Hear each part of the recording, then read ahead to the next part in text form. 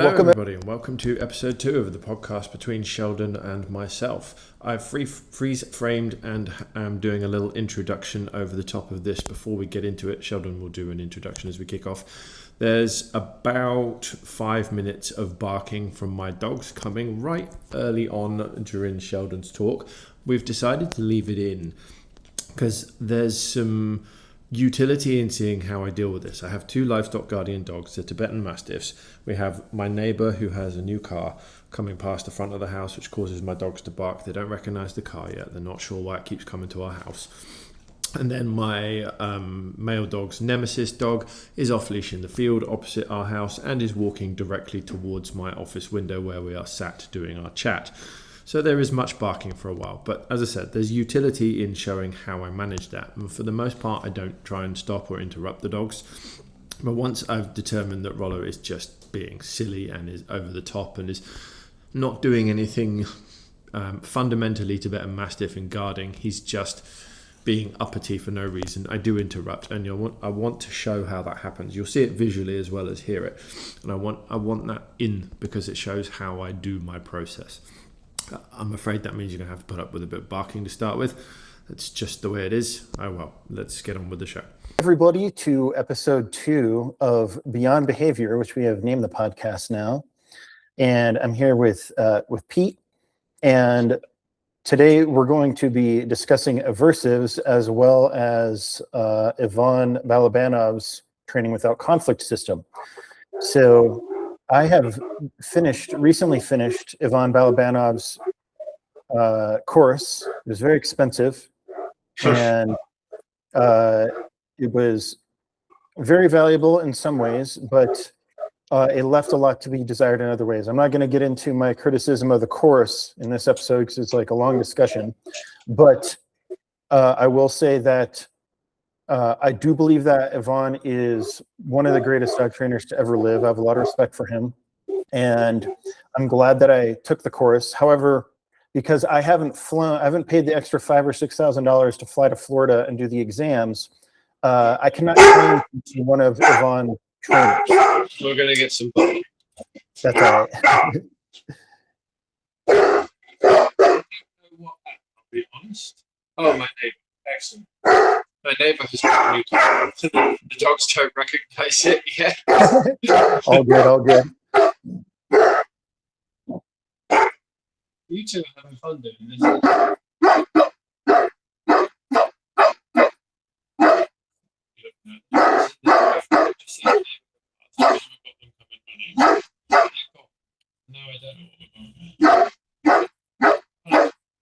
know what are you barking at? There's nothing there.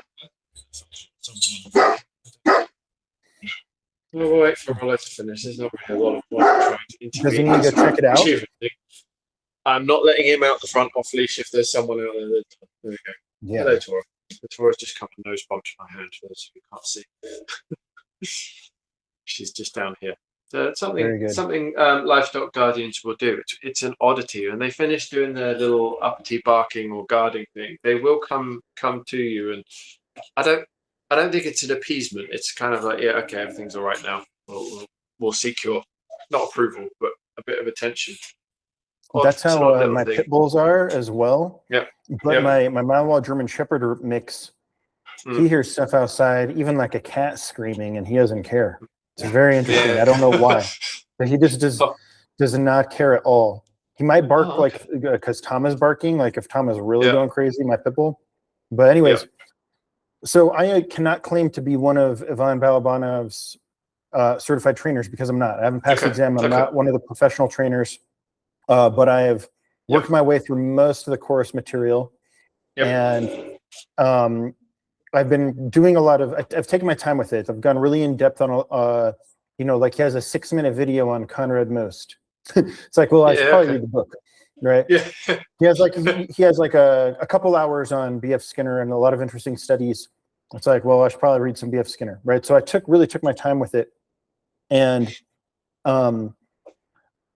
the reason that I took the course was because I have a lot of respect for another trainer named Matt Welch, who works with almost exclusively with rescue pit bulls and other working dogs in Florida, where they have a huge problem with fight rings. Fight rings are hot and popular. And so it still happens in the US, does it? Right. Oh, yeah. Yeah. Okay. Especially in Florida. And so Matt works almost exclusively with dogs that have either killed other dogs in fights or have been attacked by other dogs as bait dogs in fights. And I saw videos of him with dogs off leash, all of them playing together, doing really well. And I found this to be extremely impressive. And he had really insisted on taking the course. Like I was hoping to go, I was ready to pack the van and go travel down and try and get an internship with this guy. But he said in his videos, like, you got to do the course first because you have to understand the theory before you can understand how I train dogs. And I reached out to him on Facebook a couple times, and I told him, like, hey, I finished the course, and like I want to join your Facebook group. And he told me, I'm no longer affiliated with Training Without Conflict. I'm taking a different direction. I don't like their greed, basically. So he has since parted way. Yeah, and he was one of the very early trainers that got a lot of one-on-one time with Yvonne. One of the first graduates from the program, I believe. So when I decided to become a dog trainer, first thing I noticed about Tama was the problem I was having. The problem was he wanted to go play with other dogs when we'd go walk. So he'd get social frustration, pull on the leash, and bark and this kind of stuff, right? And I noticed very quickly that if I took him to the dog park in the morning for 20 minutes, then this behavior would go away for the rest of the day, right? But dog parks have a very bad reputation. And Tama also will, he'll instigate play, and then he will become very dominant. Launch, tackle, attack, maybe a hump attack if a dog is ignoring him. And so he was exhibiting a lot of just like really rude and inappropriate behavior with the other dogs at the dog park. And I didn't know what to do. So I called around and I realized how much people are charging for dog training around here. I'm like, maybe I'll do this. So I've been doing this. I did it full time for 6, 7, 8 months, something like that. I'm now doing it part time. Did mostly rescue work and working with my dogs. And where I've arrived with my training philosophy is maybe you just mute for a minute until I finish up here. Oh, you can't get to it. Can you mute me? Is that a feature you have? Maybe, yeah. Let me see.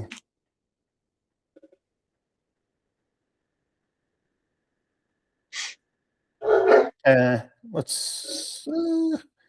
I'll be editing all this anyways. Yeah. So where I've arrived is that my training methodology is the goal of the training is to. Shut up. Let me see if I can mute you here. His nemesis dog is coming. It's the one dog in the whole 3 estates that we live in that he does not like. It's walking straight at the window from the field outside our house, and he is staring at the dog through the window. That's what's bothering him. I haven't been able to see them till now. Now they've come into view. So this is a dog that's got issues, shall we say. Only at home. Lovely, beautiful, happy, off-leash capable dog out in the neighborhood. It is off-leash right now. But when it's at home, if anybody walks past the garden fence, because it borders the road, so you can walk past this house for about 30 yards where it borders the road. That dog is an absolute psychopath. I have literally had the fence break when I've been Tora past it, to the extent that I've gone to the front of the house, handed them their fence back through the front door, saying, you might do something about your Excuse me a second. Right. Yeah. Come on. He walks past every day. Get over it. Thank you. Yes, I know. I know you hate it.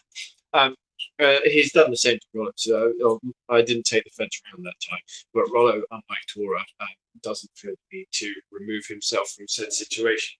So every time said dog is now outside our house, because he knows it by sight, he knows it by smell, we get this for 10 minutes till they've gone through the field, which, I mean, typically they're walking straight at us. He does need a little bit of interruption, shall we say, on occasion, because he just wants to go out there and do stuff, which I really don't need to deal with. Totally. Yeah, it's very interesting seeing this, and I don't know whether I'll cut all this out of the call or not, because I think it kind of demonstrates a lot about your training methodology, right? Yeah. Training, quote unquote, training methodology, your approach, your philosophy. Yep. So finishing up on mine though, my goal is this: the primary goal is the well-being of the dog, maximizing the well-being of the dog, and making sure that the handler can facilitate that as much as possible. So it's got to be there's going to be some kind of balance there. With me, I spend like 6 hours a day working with the dogs, even though I'm working part-time, right? It's all I do is hang out with my dogs, and so my dogs, I can do all kinds of things with them and keep them very satiated, and then by the time we're home hanging out, like they're just chilling. Now, because my background is in rescue dogs exclusively, they come with a lot of issues, both genetic and learned, and that's been the case with all three of my personal dogs. And all three of my personal dogs, I have a purebred Staffordshire Bull Terrier, a female, who's now 7 years old, maybe 8. We got her when she was 2, and she doesn't live with me anymore. She's with my ex. We're very good friends, and we're in close contact a lot. I took the male that we rescued about 2 or 3 years ago. His name's Tama. He's a Staffordshire Bull Terrier mix, unfortunately neutered. And do you know mixed with what? A blue lacy, which is a very niche breed that they do in Texas. It's a cross between a bloodhound and a greyhound, a general purpose ranch dog. And Tama was pulled out of in a criminal case against a boar hunting operation for negligence. He was emaciated when I got him. They would starve the dogs, probably just keep him chained up outside all day, starve the dogs, let him out at night to go hunt boars. And that was his life for the first 4 years of his life. He also had 4 trips in a van, stacked in kennels, going back and forth between Houston and Seattle, because one of the rescues, they take dogs from fosters every month up to Seattle to try and give them a home by going to pet stores and having adoption days. And if the dog doesn't get adopted, they just go back to Houston. So this was a 45-hour trip each way. Wow. He did the 4th. I got him on the 3rd trip or the 4th trip. And I'm telling you, as soon as I got him out of that van, I was like, there's no way in hell I'm putting you back in the van, dude. I don't care if you get along with Ivy or not. I'll rent another apartment and we'll work this something out until I can read something. But thankfully he got along with Ivy. And then when I worked at the rescue earlier this year, I trained Macho, he's now 3, just turned 3, I believe. He's a German Shepherd Malinois cross. Unfortunately, he was neutered at 7 months old. That is young. Because he was, again, taken in by animal control for negligence. He had some kind of wound on his face. And then the local rescue, an agility trainer named Sharon used to run a rescue out here. And he was the demo dog at the rescue. Because Sharon used him in seminars to teach other trainers how to do agility and stuff. So he got a lot of training. Then Sharon passed away unexpectedly from cancer. So I think this left a lot of trauma on him, as well as me coming in really intermittently, working with him 20, 30 minutes, along with 5, 6 other dogs that I was working with 2, 3 days a week. I think this sporadic thing really created separation anxiety, which I think mostly resolved now. I'm very proud of it. I'm very, very proud of Macho. He's an incredible dog now.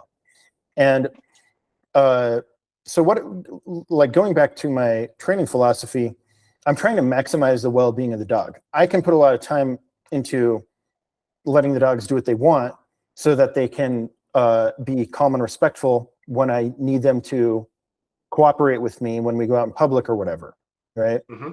And so the main things that I want the dog to be able to do is understand being in command and out of command. And I want them to be out of command as much as possible. But when I need them to be in command, like if we're navigating a grocery store, or if we're walking along a road, or if they want to go chase a deer in somewhere that's not safe. A lot of the time I just let them go chase a deer, but somewhere that's not safe, then I need them to come back. So, and I do this for the safety of the dog and people, obviously.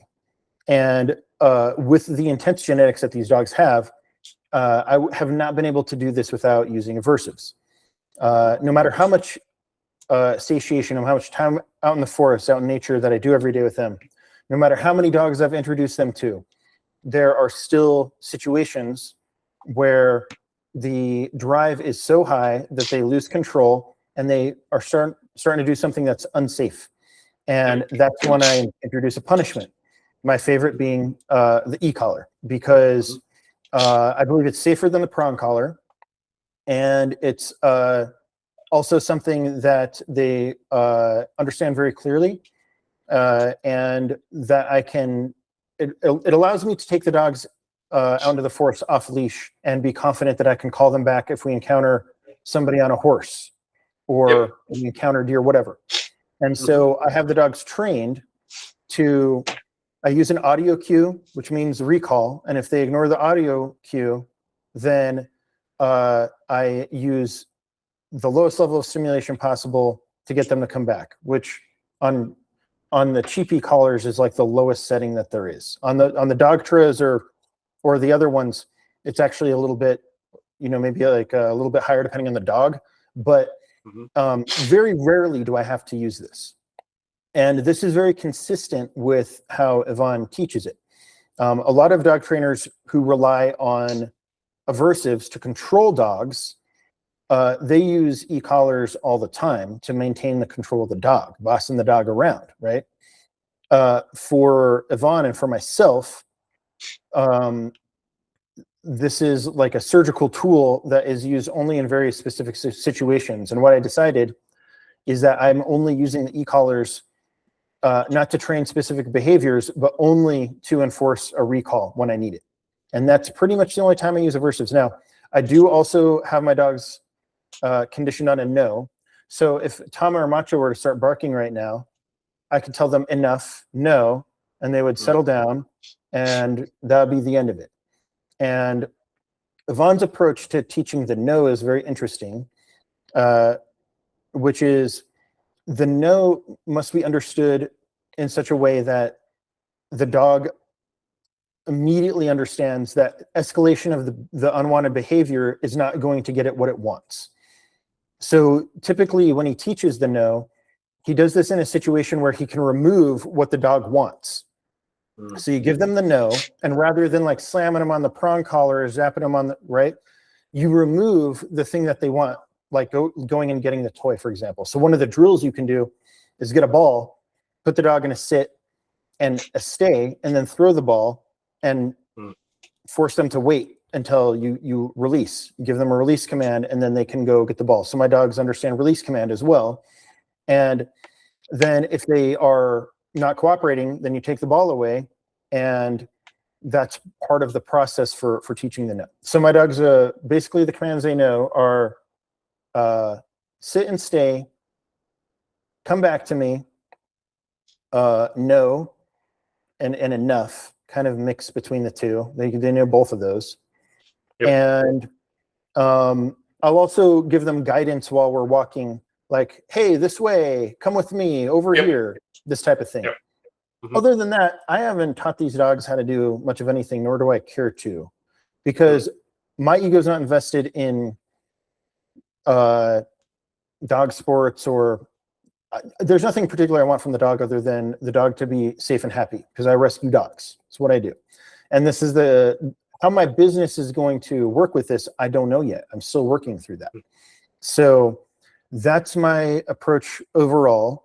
And that's, I think it's time for you to jump in and explain your methodology in more detail.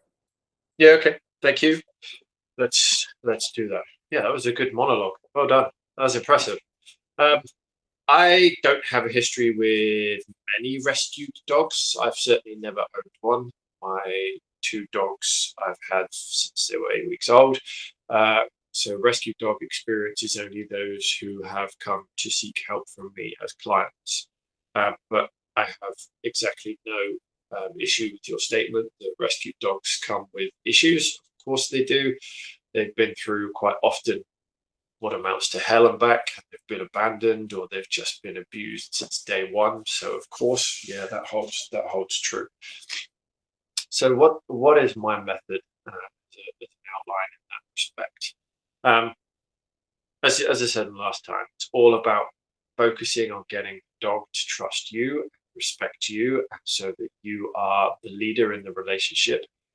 But that has to be completely cognizant of what the dog is, what it is for, what its genetics are telling it to do. And if we decide to keep it in, you've seen a little bit of that at the window, especially with this breed and any livestock guardian breed type dog. If you can't cope with barking at a window, don't get them. And it doesn't really matter how hard you go down the pathway into aversives or commands or attempts at halting that behavior, because you are arguing with the dog's genetics. They are literally doing the thing they've been bred to do for 50,000 years at that window. Now, there is a discussion in there. Obviously, you saw I just gave Rollo a snap of my fingers and gave him a little bit of a, well, you can't. This is silly. You're over egging the pudding at this point. You just stood there trying to wave your dick around to see who's the bigger dog. And I'm not enjoying that. You're not doing your job anymore. You finished your job 10 minutes ago when you saw him. And he stopped. He came over and sat on this side of me and he stopped. That's where the relationship has had an impact. There was no aversive involved in that. There was no command. There was no sit, stay, down, shut up, whatever you might be. It was a conversation, but the words didn't mean anything. To him, it was my tone of voice, my facial expression, and the body language I adopted when talking to him that said, your owner, your leader is finding this annoying. He would rather you didn't do it anymore. And so in his head now, he has the choice of, do I continue to bark at that dog, which I really, really don't like, or do I keep my owner happy because he's now shown me he's not content with what's going on and he doesn't want me to do this. And he stopped doing what he was doing and he came around the other side and he sat here and he just sat down and looked at me. I was like, okay, I'll stop. And that is the dynamic you get from a relationship. And it might not look that clever because it didn't look like he just stopped or he had a great deal of respect for me, but it requires some context of that's a livestock guardian dog, that's a Tibetan Mastiff. They are the most independent breed on the planet. Perhaps another breed of livestock guardian, the Great Pyrenees, for example, could lay claim to that title. But these are dogs that are just not built to follow your every order. You'll come a cropper very, very quickly if you try and live like that with them. And in fact, breeders will probably not sell them to you if you say that's how you're intending to work with them and make them behave, because there's many a history of owners who have tried that and have ended up being victims of their own dogs.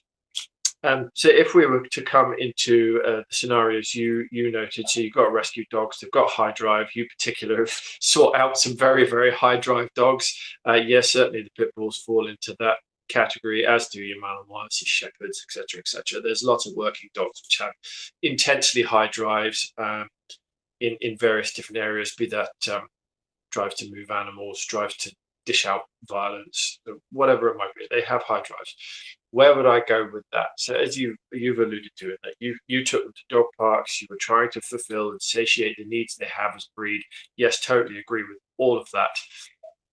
The difficulty you face with adult dogs that have gone through what you've gone through is finding where the satiation line is and finding where the line of overcoming a behavior you don't want anymore can be done without the dog resorting to its previously learned or reinforced habits, i.e. when the teeth come out, because there's a scenario the dog's like, oh, I'm not sure I know how to navigate this one peacefully, because for most of its life, if not all of its life up to this point, this particular scenario it now finds itself in with the dog across the road in front of it, or in wherever you might be, out in the woods with the dog in front of it, or some other wildlife, whatever it might be. The 4 or 5 years, however old the dog is, that's always been a combative scenario. That's very, very hard to overcome. I'm not going to downplay that. I think that would give a false perspective. The relationship method I use is really hard to apply to dogs that have gone through that level of difficulty, because I'm trying to give the dog a reason to not do those learned behaviors purely because there's no reason to. And that's really hard to psychologically unpick when you've learned something is always a potential life or death scenario for 4 years of your life. You grow a human up like that. Every time they see another person, it ends up in a near-death fight. Are you ever going to have a well-adjusted person? It's going to be really, really hard to get one, no matter how much socialization you do with them as a 26, 27, 28-year-old man or woman. You're going to struggle, and that is the single hardest case you could come up with for dealing with my method, because you don't have the puppy relationship built, mutual respect and trust built, and you don't have the dog's natural genetics being pointed at something fulfilling but meaningful, but not a danger to itself or society, to have been done and fulfilled and built those reward circuits in the brain. What you've built is everything's going to try and kill me. So my response to that is I'm probably going to try and kill everything before that happens. You've seen it firsthand. That's not an easy thing to unpick. In fact, it seems to be how Rodi views the world as well. People try and I've got that he's away from home. That's his view, but it's how that's being reinforced is an owner issue. We'll delve into that here. But if I want to get a little bit more specific, so what would I do? If I was to go to the pound now and pick out a dog, rescue a dog, whatever breed it may be, don't care. We'll choose the difficult ones like you've got. We'll go with Balabanov. Yeah, I do exactly what you've done. If you're trying to satiate the dog, I'd be trying to give it everything it needs to do for what its breed was intended. So if you're trying to get it to move animals, or a simulation of that by chasing RC cars, chasing drones, whatever it might be, doing active things, giving it puzzles to solve in life that fit the breed purpose. I wouldn't be sat at home with a lick mat with a Malinois. It's just nuts. It would be out and about doing stuff, because these are dogs that have got energy for days. You know this. They've been bred to work for 6, 7, 8 hours a day. Not every day in a row, but they can go and they can go and they can go. So you need to give it that kind of satiation. On top of that, you'd have to work hard on context. As I said in the last one, behavior is environmentally driven. We know that. You know, if you change the environment, you're going to change the behavior. So part of that would also be doing a lot of work on, a lot of just going around and doing nothing in places where I want nothing to be the answer. So that would be, as you go with a pet dog, you go to the pet shop, wherever you're allowed in public spaces with dogs. It's actually reasonably limited here in Australia. You're not allowed everywhere with dogs. But I would be going everywhere I could with these dogs after they've had their satiation activities. And I would be trying to show them we don't need to do anything here. We can just hang out. Or if there's a dog over there, I don't actually care that there's a dog over there. This is not the time we're going to be doing where you go annoy that dog, or you feel the reason to go and attack that dog, which is actually just hanging around. And every time I get that fixation build, or that excitement and engagement in the environment start to build, I'd be stopping doing anything. The dog wouldn't be off leash quick. I'll make that point. When I'm doing this, off leash is something the dog has to earn. I'm not going to go and take the leash off, knowing that I don't necessarily have a dog that's going to trust its own smarts in these environments peacefully, because it's got a difficult history. That's not the situation I'm in with mine, because I've had them for so long. Of course, and I've had them since children, so babies, effectively. So that's the risk I would have to weigh up. And it's something that will always have to be a negotiation. It will always have to be something you take on advisement. And I'm never 100% over on anything. There will be dogs that will just never get over that childhood trauma. You only have to look at people. How many people truly get over abusive childhood trauma? It's a lifelong affliction for some people. It's a horrid reality, but that is the reality. You get severe enough childhood trauma, it's a lifelong problem for people.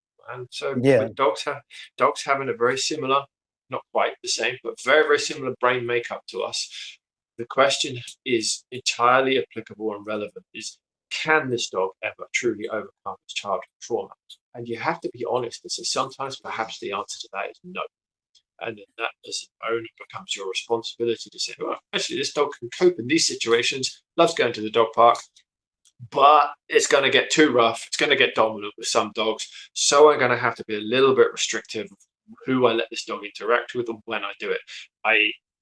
My two are massive. I can't take my two in the small side of fenced-in dog parks where there's little dash hounds and there's toy poodles and there's the little yappy things going, yeah, let's play, yada, yada, yada. Rollo barrels in, you go, whack. Like, I can't do that. That's not fair. That's completely not fair.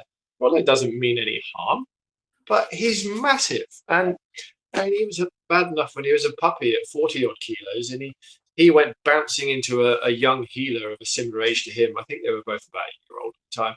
And Rollo went barreling into this blue heeler in the dog park, and it literally somersaulted away from him. Because they weren't interacting at the time. They were both doing different things. They just ran into each other. This thing literally somersaulted in the air away from Rollo. I was like, ooh, that's mean. And if that was the wrong dog, an adult, smaller staffy, for example, maybe an English staffy, so you're talking 25, 30 kilo dog, the blue heeler wasn't that big. That's going to be a problem, a real problem in the dog park. But it was an accident, a total accident. You kind of have to weigh that up. Look, my dog's great with bigger dogs, loves playing rough. Okay, go find the right appropriate dogs that love playing rough and can handle that kind of thing. And if they want to get dominant, that's fine. Rollo would be the dog for that. Tora not. If another dog wants to play rough and then get dominant with Tora, she's going to get her teeth out. She doesn't tolerate that. She does not tolerate another dog trying to dominate her. Rough play? Fine. You want to grab her by the back of the neck and mount her? She's going to turn that into a absolutely not, I'm ready to die on this hill. And that's her outlook on life. She has expressed that to dogs several times, and they've always capitulated instantly when she's got her teeth out and done it back to them. They're like, do you really want to throw hands? Because I'm going to end this. And they always do. But I know that about her. So when I come across a dog, and it is usually the Staffy and Pit breeds that get like that when they play, and I can see the excitement getting a bit much, and I can see the dominance starting to come out. It's like, right, bang, no, we've got to intervene at this point. I'm not going to leave that to my method of, yeah, the relationship's fine, she'll manage it. No. Just no. It's time for the human to intervene at this point.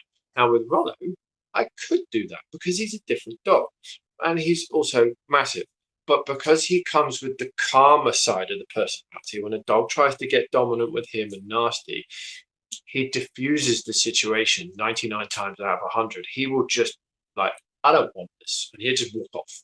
He's done it several times at dog parks, and dogs have tried to do this to him. He just looks at me, stares me in the face, looks at the gate where we come in, and I know that's right. He's had enough of this. He doesn't want any trouble with this dog, even if he's twice its size. It is his size. He's done this to dogs that have been nasty and we leave. He's got that communication channel to me, and he's also got that relationship of actually, this guy will fix my problem, but I don't want to be here to have a problem, so let's leave. So different dogs, different scenarios. The relationship is key to how much free rein I give them to choose what they can do in certain scenarios. It's not I trust Rollo, there's no leash, off you go. I've built a relationship where all I have to do is look at him and he'll stop doing what he's doing. Not far off some of that, but that's not a true story. But that's where I've got to with him, in giving him the free rein to understand scenarios, using his own smarts to work them out. And I genuinely mean his own smarts. He has built up trust in me to the point where he knows he has a problem. All he has to do is look at me and I'll get the problem sorted. And sometimes that's leaving. Sometimes that's me physically intervening. I have had to physically intervene when other dogs have gone for a Rollo before. I've had to strangle them to get them off him. And that's just the way it is. Wildlife chasing, that's always a problem people with high drive dogs face.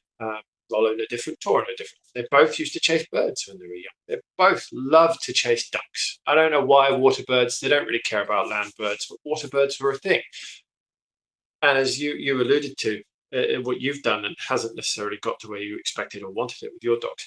All I did was we just went to places all the ducks, and I just didn't do chasing ducks on the leash. And I know these aren't Malinois. They don't have a really high prey drive compared to most dogs. Livestock guardians don't, or they eat their own livestock. So that's been bred out of them to some extent. However, they are dogs, and I have allowed them to use their prey drives as a key way of getting exercise done and energy out of them. So hares is the one I've used. We have hare fields, like they're just lay fields that nobody's using or they're being developed over there somewhere. And I just take them to the field and let them go chase the hares, and they love it. They absolutely love it. They're not fast enough to get anywhere near catching any of them. The hares are damn quick. They just mock my dogs. They absolutely mock them. They let them get close, and then just turn the afterburners on and just gone. But the dogs love it. They're using all of their senses: the smell, the hearing, the sight. I don't think they use taste. They taste the droppings to find out which are the fresh ones or where to go. So they're using all their senses as much as they can to hunt. They're being dogs. So there's the satiation aspect. And then when I clip a leash on and we go somewhere completely different, like now I'm walking down central Melbourne, or I'm going out behind the zoo somewhere in a different field, I don't get the same behavior because I've put time in, and they're not off leash in some of these places. Leash laws can't do that. I would like to take the leash more often than I do, but can't. I've got massive dogs. People notice. I've had the surf rangers come up to me the last time I was walking down a beach where I had Rollo off leash. I shouldn't have done. Even the blooming surf club guys were instantly on me saying, "Hey, you need to get your dog on a leash." Really? Come on. Whatever. So yeah, it's all about getting that context. If you've got the level of satiation the dog needs, and that's not easy in some cases, and you've got the hardest possible breed choices in which to make that, and you've layered on top of it childhood trauma just to make it super difficult for yourself, you are in a very different situation. But my approach will still be the same. I want the dog to trust that when it's with me, everything's okay. You don't need to get your teeth out and do stuff. However, also wise enough to know some of what your dogs have gone through, that's going to be something that may never be something you will ever get over. It's just the way life goes, man. These dogs have been through some stuff, and that's to some extent their personality. It's hard to rewire that. Very, very, very hard to rewire that. How I would approach it, I would be desperately seeking out, and they're like rocking horse people.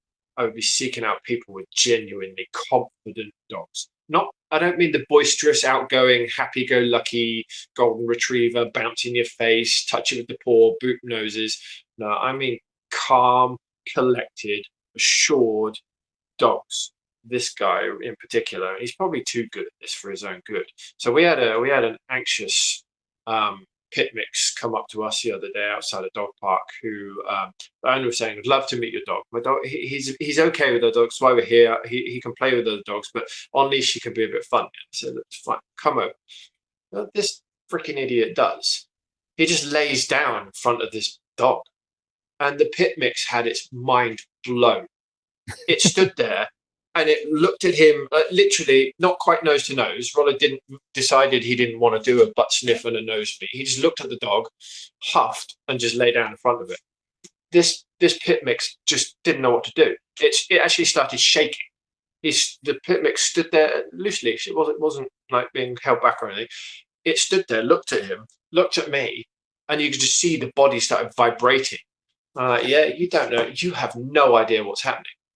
Its whole life had just flashed in front of it. Like, this is not how dogs behave. I do not understand the context of this monstrous looking thing. I mean, when I was bigger than this dog, it was probably, you're American, aren't you? Talking pounds. You're probably talking somewhere about 80, 90 pound dog. Rollo's 120, 130, something like that. He just lay down in front of his dog. And that was Rollo's assessment, is this guy's he's a bit unsure, he's insecure. I'm not really interested in meeting him. He's a bit weird. He lay down in front of him, but this dog just could not fathom out how to handle it. It just didn't know. It had no context to understand what to do. So it did nothing. It stood there. It just stood there and it shook. I could just see the brain going, I don't. And how did the interaction end? The owner eventually kind of moved on. He did come and sniff roller, so the mix did come and sniff roller. Walked around the side of him, sniffed the back of his head, went round towards his tail, sniffed him. Roller kind of looked at him and ignored him, and then the dog basically got distracted by something over there and moved on. But that's the level of here, Pete. Yeah, go for it. Yeah.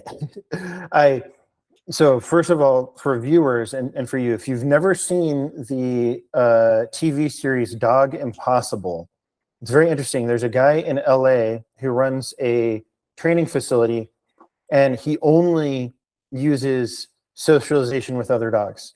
So he has a pack of like 6 dogs, and people bring their bad dogs over, and all he does is he selects dogs depending on the interaction that he wants for that moment. And that's all he does. And this is what inspired me. Like, I thought there might be hope for Ivy.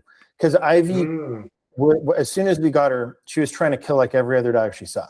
It was, and what happened to her in her childhood trauma was she was bred they bred her very young. Like, she was like a year old, she had a litter of puppies at some shady breeding operation, right? And they didn't separate the females correctly. This is what I was told. You never know whether it's true or not, but she was getting in fights with the other females protecting her puppies. So this is why she's like fighting every dog, right? This is a very severe issue. And especially with the genetics for a dog that's bred to kill other dogs, right? This is a disaster. And so I'm very thankful that the this idiot who ran the breeding facility decided not to breed her anymore. But taking her to the vet for euthanization was probably not good. Thankfully, the vet brought her into rescue, and I ended up with her. So anyways, definitely watch Dog Impossible if you've never seen that one. I think it was on Animal Planet. You might be able to stream it through like Disney Plus these days. I can't remember. You have to look it up. Very interesting. This is what gave me hope for Ivy. And he actually, at the time, he had a staffy, looks exactly like Ivy. That if he had a dog, that was really aggressive, then he would put his staffy in a muzzle and just like let the dog attack the other dog, like dominate the other dog, like game over. Like very, very interesting thing. And from what you see in the TV series, you'll know the outcome, of course, everything else. It's like watching Caesar Milan. It's TV, right? But this is what started giving me hope for Ivy.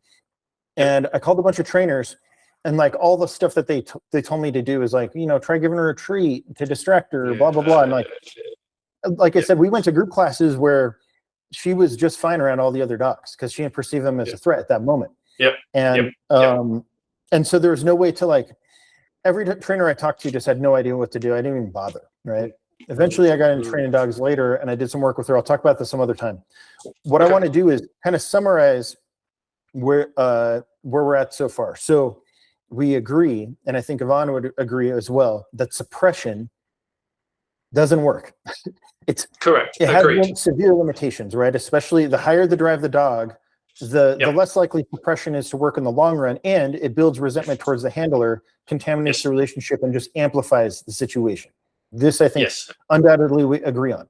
So, like a key thing is we're trying to minimize the amount of suppression that we have to do, or eliminate ideally, by satiating natural innate behaviors, letting the dog do the thing it wants to do. And doing that before putting the dog in stressful situations for training, right? So like you said, before you'd go to the duck park, to the duck pond, do some kind of satiation activity beforehand so that what's on the leash, the dog isn't going crazy, and you don't have to suppress with the leash, right? It's much more, and smooths things out. And this is what I also do with my dogs. And another thing that I want to point out that we definitely agree on is that there are limitations. The genetics must be respected first and foremost. And then in addition to that you pointed out, prior experiences, trauma, right? Whatever that is for a dog. I think dogs experience it differently than people because of the way the brain is, the structure is the same, but the balance of the organelles is different, right? The prefrontal cortex, it's much not smaller. as big. I don't think that dogs ruminate on trauma like people do, right? Like, I don't think Ivy sits around all day and thinks about how she was attacked by dogs. No. But it left an impression further deeper in the nervous system that is like very must be respected, right? Think we of all it like agree this, on Sheldon.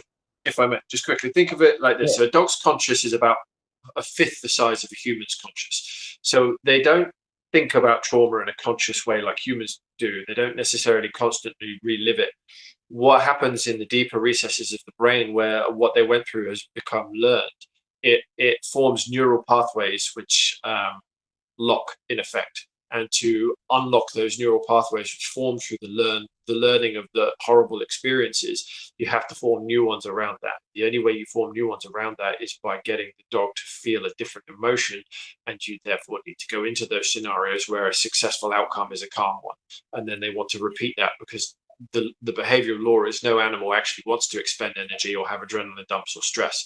So you're relying on that law of behavior as the animal wants to do scenarios calmly, so that when you've done all the background work and you can get success calmly, that fires off new neural pathways in the brain, and that's how you overwrite those trauma. It's not conscious. They're not reliving a memory necessarily. They're just relying on an instinct, which is a neural pathway in the brain. Sorry, carry on. Very good. And I will add to that even with people, that the brain, the behavior comes first, and then the brain's catching up. The conscious mind is catching up and analyzing behavior after the fact, especially when you're triggering prior trauma or putting in a stressful situation. You behave first, and then you think later. Do first, ask questions later. That's how Malinois are, especially. But like, this is just a fact of biology and neuroscience. It's like very well understood with people and everything. So. I think that fact has to be respected. And so putting the expectation on the dog that it's going to like think its way through a stressful situation when you haven't set them up for success, you're just reinforcing bad behavior. What a lot of another thing we agree on is that there's some level of management that may have to take place at some point in time, because we don't want to reinforce those neural pathways that are causing distress. And so creating situations, we do our best to create situations where the dog is having positive experiences, especially when we're trying to work through behavioral issues. However, in some cases, that's not going to be possible. That's not going to be possible, and that's when we have to manage and minimize that kind of experience, and then hopefully we can find a path to reworking those pathways and making things kind of gradually less and less. And I think every dog trainer in the world would kind of agree on this approach. But they might be relying on suppression too much to try and like speed things up, which like it really doesn't work. It looks like a shortcut. Suppression looks like a shortcut. It looks like it works. It looks like you have control of a situation, because the dog in that moment is more worried about what form the suppression is taking than the actual issue that you're suppressing it from. That works up until the point where the thing that it's worrying about becomes more of a problem than the suppression. Then instinct takes over. They don't care about the suppression. Bang, out comes the original behavior, and out comes a very confused trainer going, "Why? I don't understand."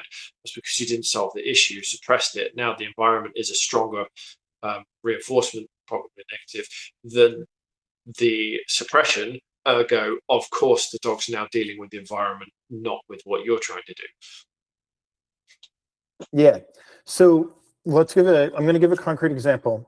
So Macho, not only does he love chasing deer, right? He's fast enough to catch a deer. He can actually chase down a herd of deer. He can actually catch them. Oh, wow. Yeah, he could catch a deer, right? And I know shepherds that have caught and killed deers. Oh, and I didn't realize they were that quick. Deer, not deers. This is redneck country, sorry. And he's fast enough, like he could catch a deer if he wanted to. So what I've done with him is, I live in a town where the deer just kind of wander around town. In fact, sometimes they're in the grass out in the apartment complex.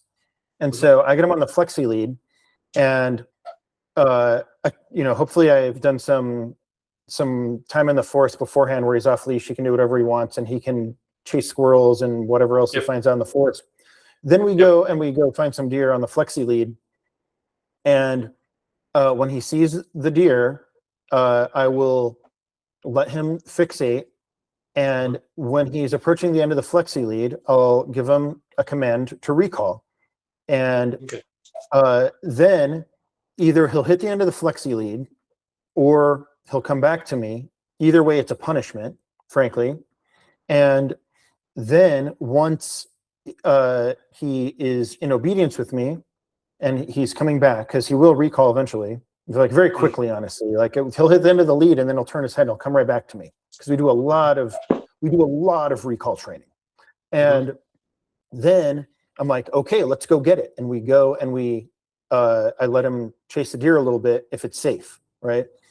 On top of this, and this is why I use the e-collar, because there's situations out in the forest where I can bring him out into a place where there's nobody around, and he can go hunt for deer all that he wants. And as long as he's maintaining a line of sight with me, I'm okay with him acting on that instinct.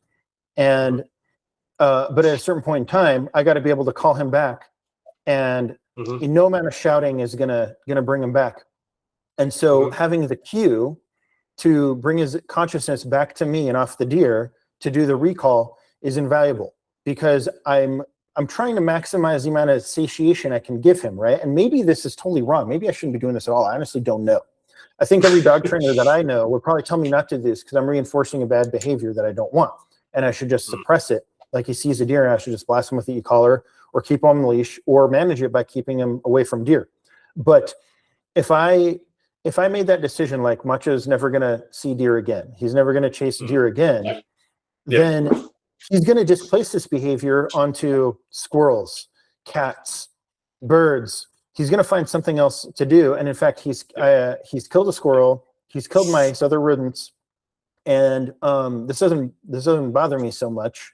But until I have another way to satiate that instinct, like this is kind of what I feel like I'm stuck with, and I'm curious what your thoughts are on this. Yeah, okay.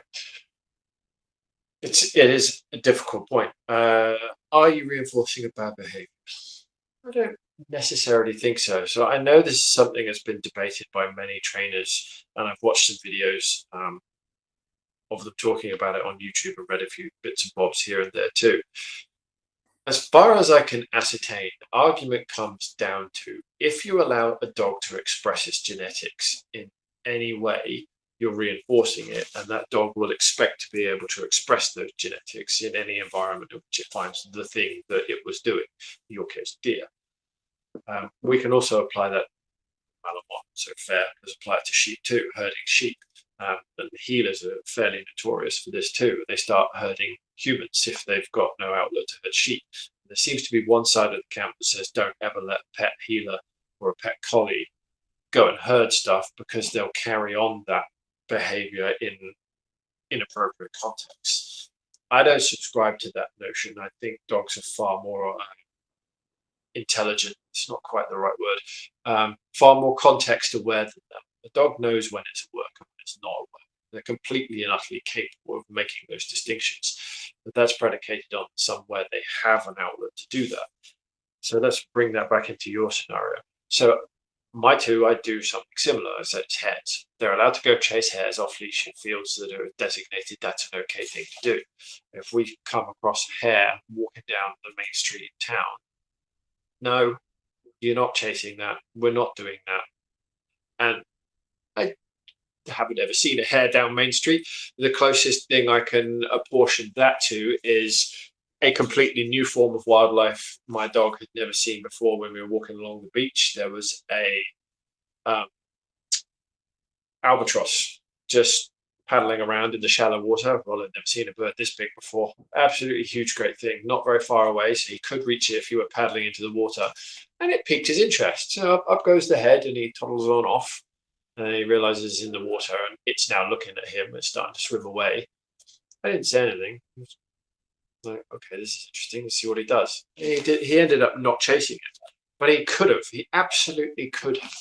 And the point I'm trying to make with that is, the dogs know the context. I was just out for a beach walk with him. I've not even broken pace. I'm just carrying on walking. And it's going to be something like that for Macho. He's going to be able to eventually, it will take some work. I think you're doing it. Going to be able to contextualize, here we do this, and that is fine. Carry on doing this. You try and do that in any other environment, I'm going to stop moving, stop doing anything, and just going to shut down completely, as in you are. So that's how I do it with Rollos. It's usually on leash. Does anything we're not doing. I just stop walking, I actually use my body to show what we are doing. So if he's gone off that way and I've now got some leash tension on because he's seen something he wants to chase, maybe it was a hare, whatever, maybe it was a kangaroo. He's super interested in kangaroos, by the way. I think he would chase one if he got the opportunity. I think he would chase one because he's never met them, but we have seen them several times at reasonable distance. And yes, he's gone and hit the end of the leash a couple of times. But I just stopped. I completely stopped. I do nothing. I say nothing. I stop, and I will face my body in the direction that we're going. And I would just wait for him to get over the thing that's probably now run away because I've seen what to do. And then wait for him to join me. And if you repeat that process over and over and over again in the environments where you don't want them to do that, that becomes a learned behavior. And they realize, well, A, I'm not going to be able to do it. I'm on a leash for the most part. And eventually, they associate that with you and your body language, which says I'm not doing that. And they can intuit your intentions. They can smell your intentions. They know your mood, and they can read us like books. They know you're not happy. They're clowning around at the end of the leash or whatever it is they're trying to do. They know you don't want that, and they are very capable of discerning that from you, from your smells, from your body language, from your tone of voice, all of that kind of stuff. If you speak to them, and I don't expect to do it, it's just standard basic what we do it. When you iterate that over and over and over again for them in these scenarios, they do put those pieces of the puzzle together and go, okay, we're not doing that here. I have tested that with Rollo. We have gone off leash down the back of the zoo, which is open fields, no fencing, not really a dangerous place. There's a dirt track, there's no road, and he's been off leash. And I have seen rabbits. He's seen the rabbits. We've been walking. He doesn't know where we were though, so there's the key thing that could be a span in the works. This was the first time we'd ever gone down there, so he didn't know where we were. Neither did I. I was just following the path. And he saw the rabbit, and I just looked at him and said, no. And we carried on walking, and that was it. Like, he genuinely didn't go and try and chase the rabbit. And I thought, oh. So the context for him is we are not in the place. We have two. We're not in one of the two places. He's off leash, and I say, yeah, go chase the rabbit. Do what you want. Don't care. You're just walking with me somewhere. We're walking. We don't really know where we are. We're just walking. And that's all we had to do. Granted, he's not a high prey drive dog. That's not who he is. And that's not Tibetan Mastiffs. That's not livestock guardians.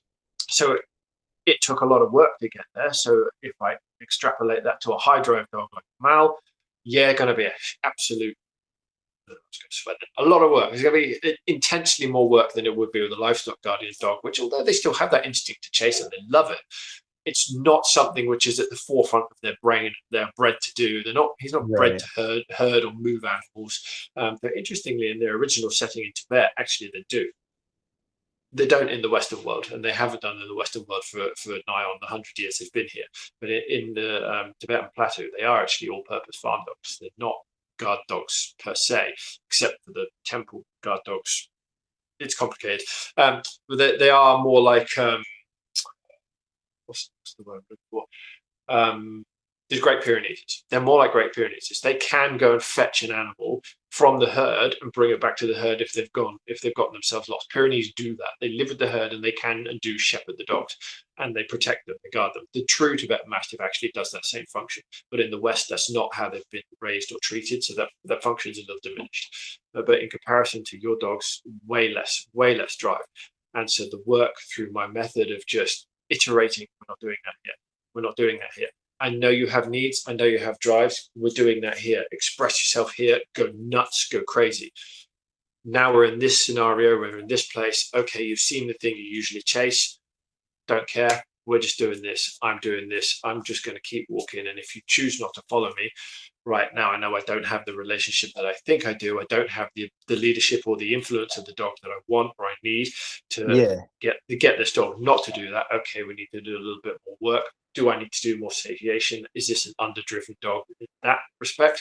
Or is there something else going on? Maybe the dog doesn't respect me as much as I wanted to, or I thought it would. And you have to start working out where the issue might be and go wrong. I know I'm going to interject. Here's my takeaway from this, which is ideally, I would find a way to, in a perfect world, right? I'd find a way to maintain, create some kind of controlled exposure to the stimulus, where Macho, the dog, maintains awareness of me. Prefrontal cortex maintains engagement, right? It doesn't fall into pure prey drive and just not listen.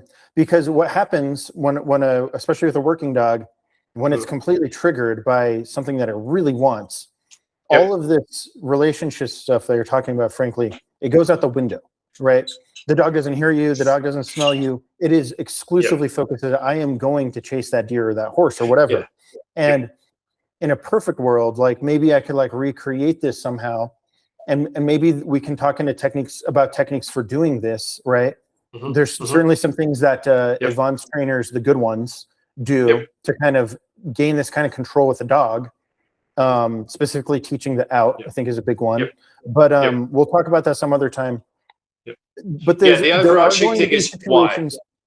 It's very difficult for me to recreate that because I'm living in an apartment, and really the main thing that I do to say, to like keep Macho and Tama happy is like we go out in the forest, and I don't want to take that away, which is why I got to use the e-collars right now. Now, I'm going to wrap this up by saying that one of Yvonne's techniques with the e-collars is to bring the e-collar so high that the dog believes it's going to die. And he does this, and this is why he's opposed to the low stim e-collar training, where you're constantly like pinging the dog on the e-collar to get its attention, right? Because if you sensitize, you can sensitize to a dog on an e-collar to the point where you got it on 100%, even on a dog tra or an educator, and this will blast the hell out of the dog, right? And it just doesn't care. You can get to a point with a dog, if you use the e-collar incorrectly. Ivan's completely against this, and so maintaining novelty is very important in Ivan's system.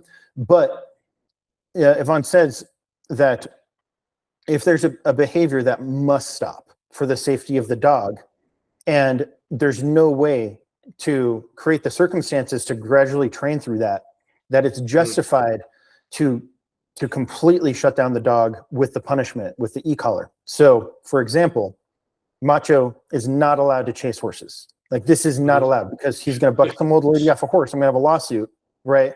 And he's going to get kicked and killed, right? So if I were out in the forest and I encountered a horse, and I'm going to crank the e-collar up, I'm going to blast him until he hits the ground. Like, frankly, that's what I'm going to do at this point in time, and I feel like that's justified. It's not something I want to do. I go out in the forest in areas where I don't think I'm going to find horses. I haven't had to do this other than I made one mistake once. That's another story. But this is where I'm kind of landed with aversives. It's like, for the safety of the dog in that situation, in context of the whole big picture of what I have to work with in the real world. Like, this is a tool that I want to have at my disposal, at least at this point in time. It's tough. It's tough. I don't like it. I never want to do this to Macho or any other dog, but I would have to take away so much to completely take that off the table. So it's tough. It's tough. I hear what you're saying. And the combative argument from my side of the fence would be the work you do with the dog before you'd be prepared to take that leash off would involve getting control in all of those environments, so that seeing a horse in the forest is something you've done 100,000 times. That's exaggeration. Done hundreds of times. Yeah. So it's not really a novel scenario. So my dogs are fine around horses because we worked around horses when they were younger. We lived in, there's 3 fields right outside my house. There used to be horses in them when the dogs were small, pups, and where we used to go walking at the local nature reserve, unfenced nature reserve. There were horses at the back of that on what we call a horse farm. But it was purely for horses. There were no other animals. There were 25, 30 horses. And so we'd regularly go up to the fence and we'd see the horses. We'd let the dogs interact with the horses. So they learned as puppies that the horses are a thing. Rollo got his butt bit by a horse. Not hard. It just nibbled him. He jumped. It was hilarious. But because we'd seen that and done that, when I had him in Melbourne the other week, there was a horse-drawn carriage on the side of the road just waiting to pick someone up. And like, there's horses.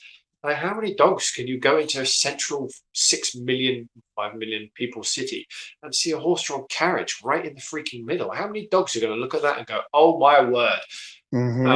But he knows horses. He's met, not hundreds, that's an exaggeration. Ron's met somewhere in the region of 20 or 30 horses, but he's met them all 10, 20 times. So the concept in his head is it's not something to really get worked up about. And we've been down the beach in St Kilda as well, and you can do horse rides. There's tame horses. The beachfront people take down as a tourist. You pay $10 or whatever, you ride on the horse down the beach for 20 minutes.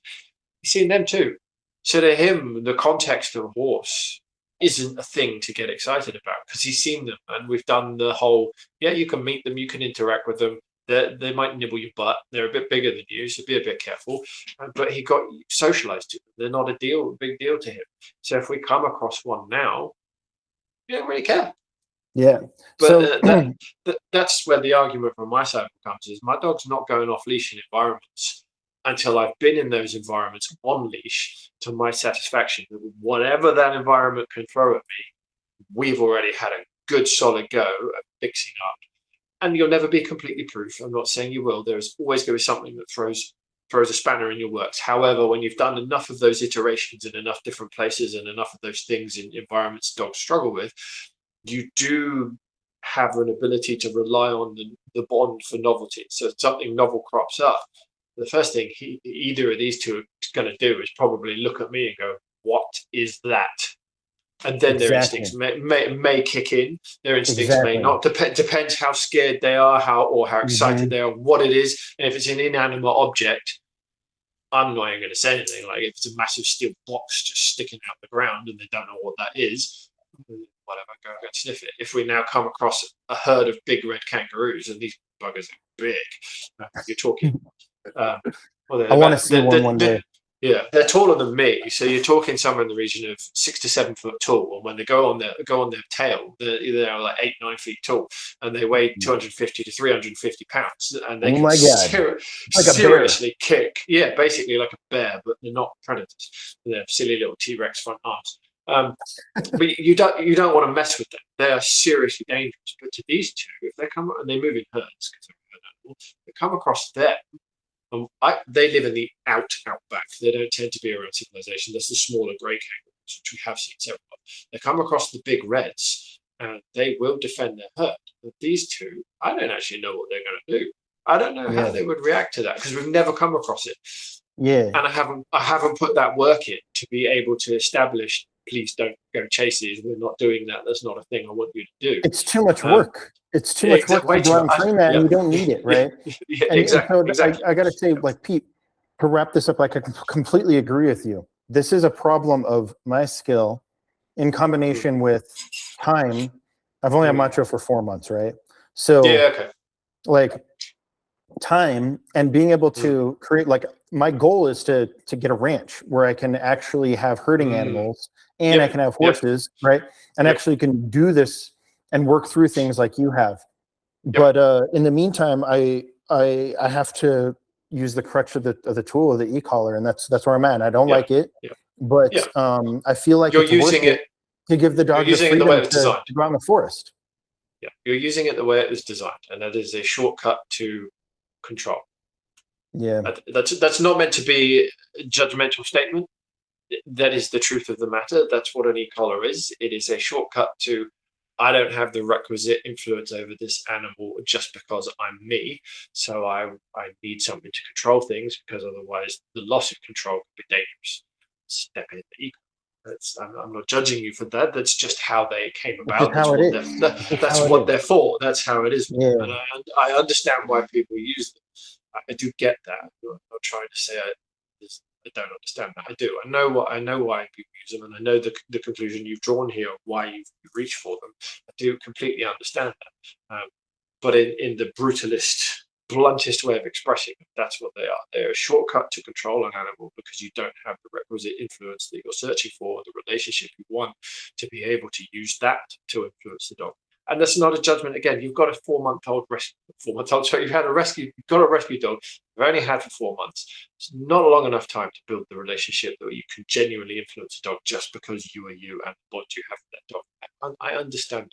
That's why I'm never someone who's completely and utterly hard over on any decision. I get it. I understand the situations people have can change, do change, or the dogs they take on, not necessarily what they thought they were getting, or the situations they've taken them from and going to is better than what they were in. But there's some level of control. Nobody wants a lawsuit. Nobody wants to watch their dog kill another dog.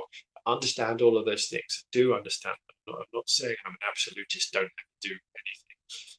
It's not the position I sit in. But there's work to a longer term solution, which is what you're trying to get to, and I understand. So yeah, I'm not judging for that, but just want to point out it's a journey, and you've taken on a very, very difficult one.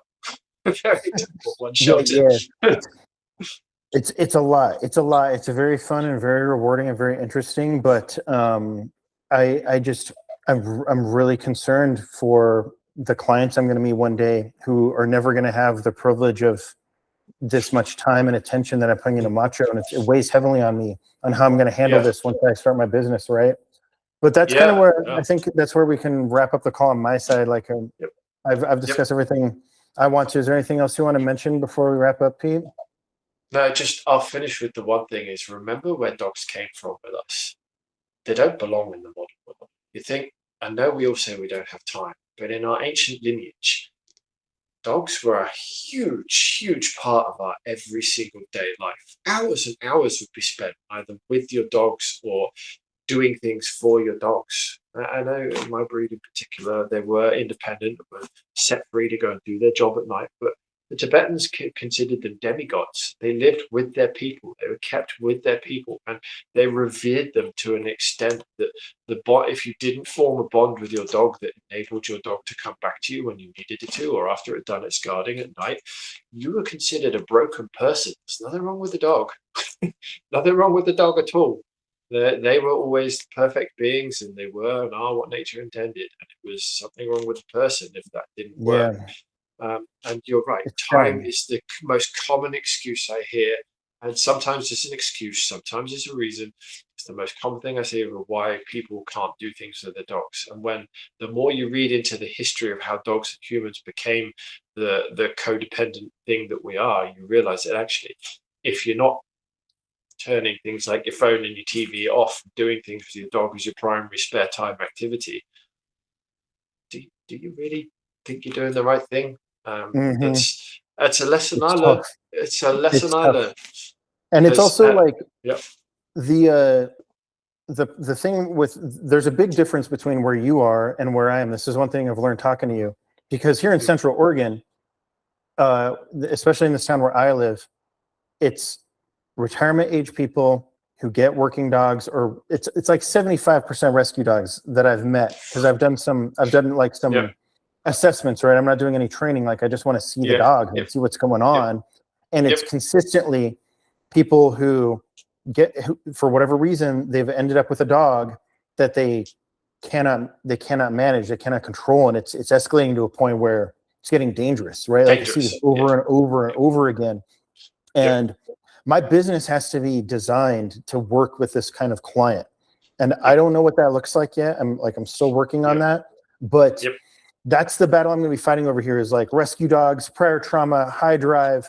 And this is like what I'm up against over here. I'm not saying you have it easy or anything over there, right? Like there's plenty of issues, I'm sure, with your clients, but man, there's slightly different flavor. Tough. It's going to be tough.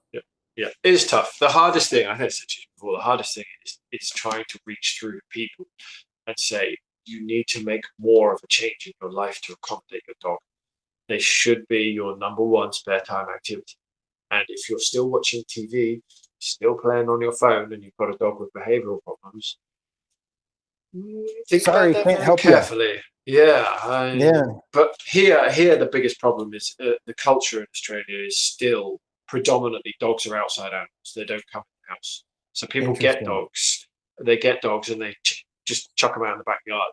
And so that they don't necessarily take them out into the world to do any socialization. That's my biggest problem, is I'm dealing with a lot of dogs that just haven't seen the world. and they haven't met other dogs, they haven't met other people. It's not physical abuse per se. Psychological abuse. It's a lack whether of it's intentional or not. Yeah, it's a lack of psychological upbringing. They're just abandoned in people's back gardens and left to go semi-feral in people's backyards. And so that's the biggest thing I deal with. And time is the second, because then people just say, I've got time to deal with this. Pete, man, I learned so much today, and I have so much respect for you. I'm so glad we got to talk. I'm looking forward to the episode 3 of Beyond Behavior, and we'll catch up soon. Thank you very much, Sheldon. Appreciate it. All right, see you later. Cheers. Oh,